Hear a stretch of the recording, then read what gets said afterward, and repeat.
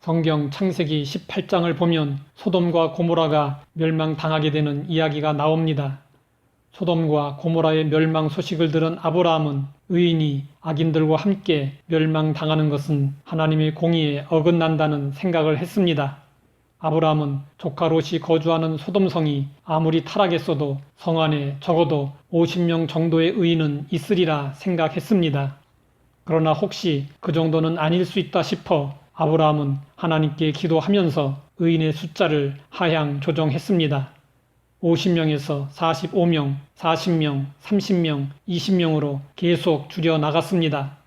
최종적으로 의인 10명을 조건으로 제시하고 그들을 악인과 함께 멸하지 말아 달라고 하나님께 간절히 요청했습니다. 그러나 아브라함의 생각과 달리 소돔성에는 롯 외에 다른 의인이 없었습니다. 하나님은 롯과 그의 가족들을 탈출시킨 후 소돔과 고모라 성을 유황불로 심판하셨습니다. 이후 소돔과 고모라는 타락과 심판의 대명사가 되었습니다. 사도 베드로는 이렇게 언급했습니다. 소돔과 고모라 성을 멸망하기로 정하여 재가 되게 하사 후세에 경건하지 아니할 자들에게 본을 삼으셨으며 세상이 멸망할 때가 되면 불법이 기승을 부리게 됩니다. 노아 홍수 심판 때에도 그랬고 소돔과 고모라 심판 때에도 그랬습니다. 이 둘의 공통점이 있습니다. 타락의 극대화와 죄의 관용입니다. 아무리 죄악이 관용해도 그 속에서 끝까지 경건을 유지하는 사람들이 있었습니다. 성경은 그들을 남은 자로 부르고 있습니다. 노아가 그 중에 한 사람이었고 롯도 그 중에 한 사람이었습니다. 하나님이 홍수로 심판하실 때 노아에게는 아내와 세 아들과 세 자부가 있었습니다. 그들은 노아와 함께 했습니다.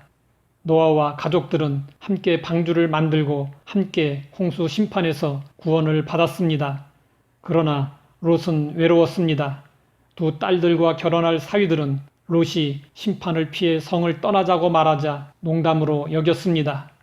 오늘날에도 많은 사람들이 종말 현상들을 보면서도 하나님의 심판을 웃어 넘깁니다.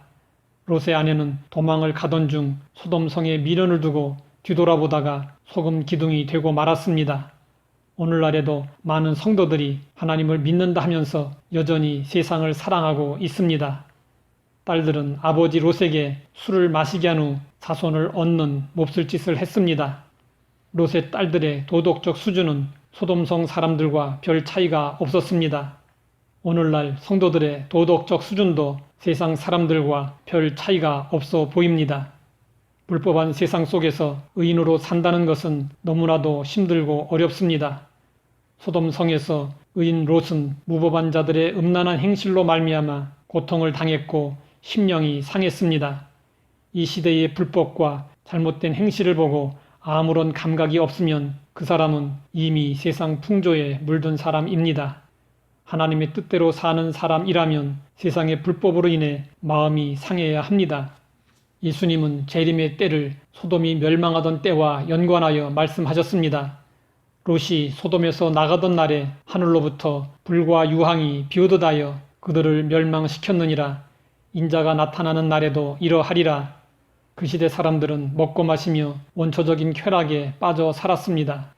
하나님의 살아계심과 종말을 전혀 염두에 두지 않았습니다. 우리는 주의 재림을 믿고 기다리고 있습니다. 날마다 하나님의 은혜로 살고 있습니다. 은혜로 산다는 것은 마음대로 살아도 된다는 것을 의미하는 것이 아닙니다.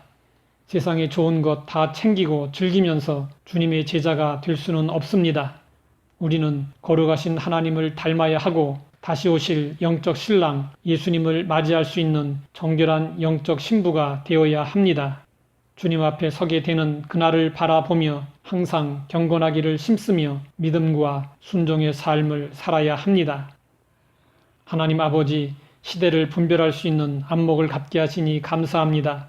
주님을 따르는 제자답게 확신을 가지고 좁은 길을 걸어갈 수 있게 하옵소서. 예수님의 이름으로 기도드립니다.